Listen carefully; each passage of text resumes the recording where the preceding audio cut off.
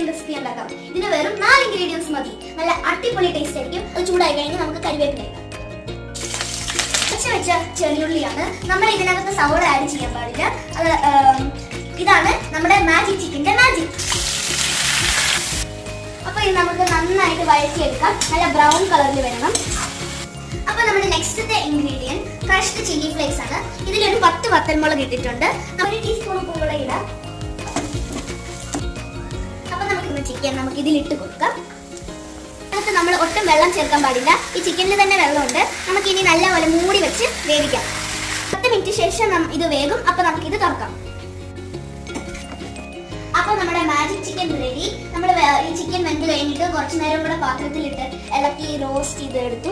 കണ്ടോ, നല്ല നമ്മുടെ മാജിക് ചിക്കൻ ടേസ്റ്റ് നോക്കാം.